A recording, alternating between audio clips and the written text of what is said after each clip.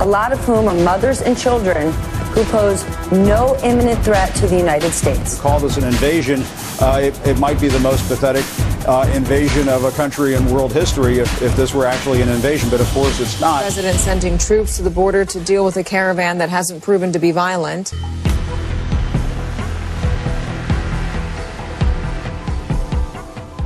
Manufacturers' crises. So while we need to address the issue of immigration and the challenge we have of undocumented people in our country, we certainly don't want any more coming in. Well, look, I voted numerous times when I was a senator to spend money to build a barrier. To try to prevent illegal immigrants from coming in. And I do think you have to control your borders. We will not build a wall. New figures released today show nearly 93,000 migrants were apprehended trying to cross the southern border illegally last month. That is the most in more than a decade.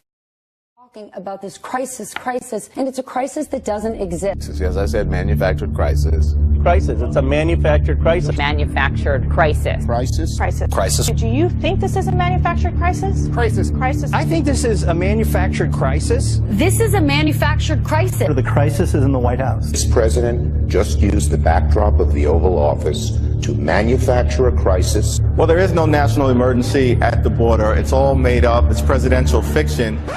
It's not the CNN and the Fox and the MSNBC and CNBC and NBC and all of that you want to rely on. If you do rely on those news outlets, then you're probably misinformed rather than informed.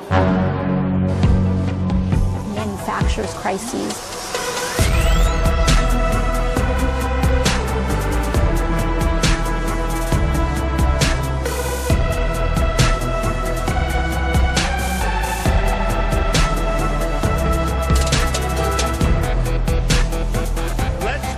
On one thing, the corporate media in our country is no longer involved in journalism.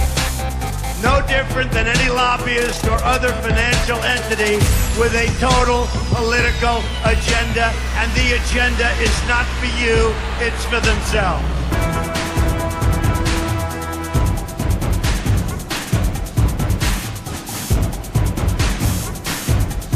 I didn't need to do this, folks, believe me. Believe me, I built a great company, and I had a wonderful life. I could have enjoyed the fruits and benefit of years of successful business deals and businesses for myself and my family, instead of going through this absolute horror show of lies, deceptions, malicious attacks. Who would have thought? I'm doing it because this country has given me so much, and I feel so strongly that it's my turn to give back to the country that I love.